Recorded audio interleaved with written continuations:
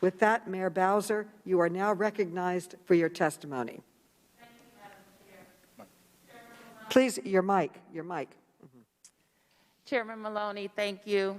Ranking Member Comer, Congresswoman Norton, and members of this esteemed committee.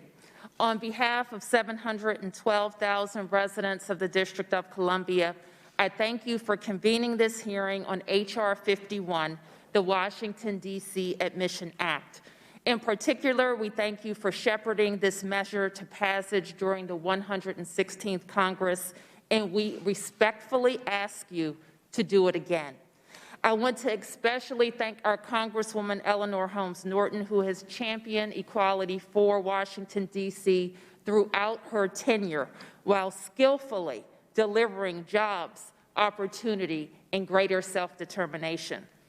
I am Muriel Bowser. I am Mayor of Washington, D.C., and I'm honored to come before this committee to ask this Congress to right the wrong that happened 220 years ago when the residents of the District of Columbia were stripped of their full congressional representation.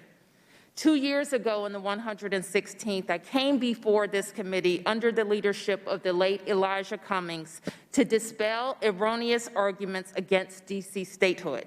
These are bad faith arguments, and I'm sure we will hear them time and time again this morning. They say Washington, D.C. statehood is unconstitutional, even though constitutional experts have refuted this claim. Article 1 of the Constitution is not an obstacle. As H.R. 51 makes clear, a federal district will remain for the federal government, its buildings and its workings, and the rest of the area where people live will become the 51st state.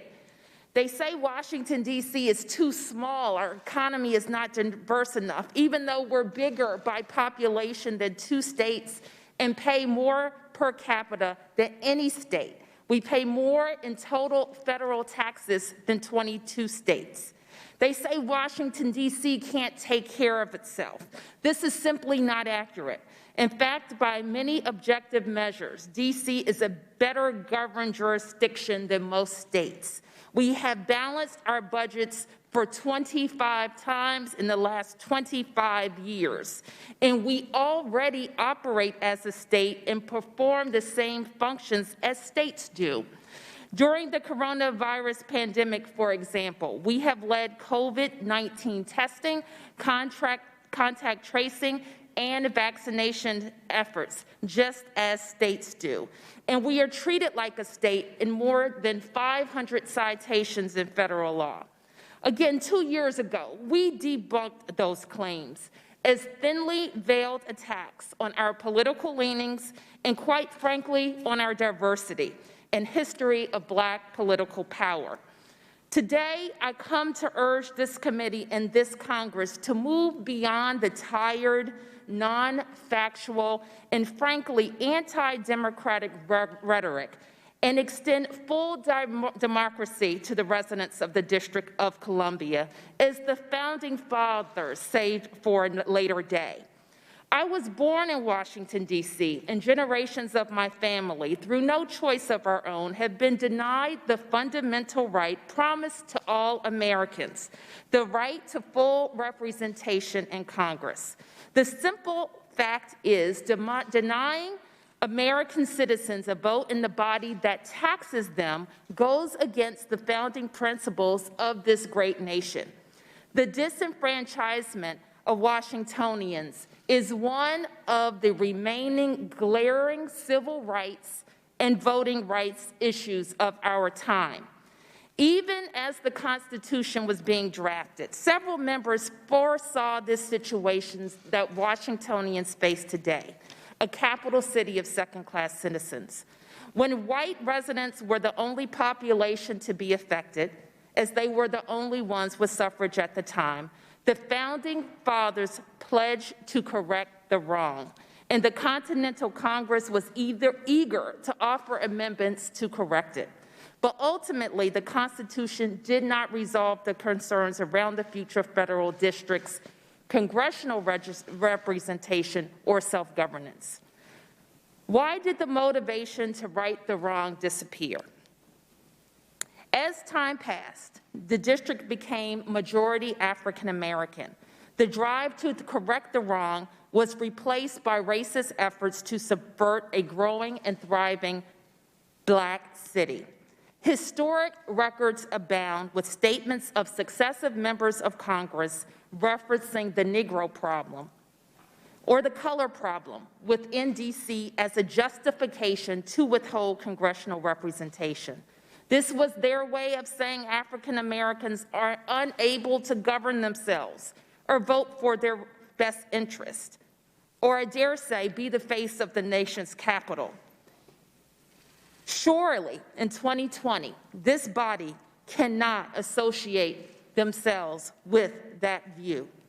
Next month, we will celebrate President Lincoln signing the Emancipation Act that freed the slaves in the District of Columbia, April 16, 1862, months before the Emancipation Proclamation freed other enslaved people in our country.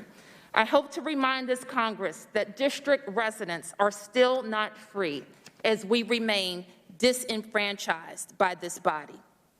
I urge all of you to do what over 202 centuries of lawmakers have failed to correct and grant full democracy to D.C. residents through statehood. The incremental enfranchisement of the district, limited enfranchisement, has historically been a bipartisan effort, but it is in no way a substitute for full representation in this Congress. Washington, D.C. has been a true partner to the federal government in every aspect, even though Congress and presidents have been sporadic partners to us. We have supported continuing the critical operations of this body and other federal agencies within our border. The federal government leaned on our health department to process coronavirus tests and administer vaccines to federal employees and contractors. However, several provisions of federal aid to respond to the coronavirus pandemic denied us state-level funding, shortchanging us $755 million in fiscal relief, even though we operate as a city, county, and state. We now thank you, Madam Chair, Speaker Pelosi, Leader Schumer, our Congresswoman, and your Democratic colleagues, and President Biden for righting that wrong last week with the American Rescue Plan.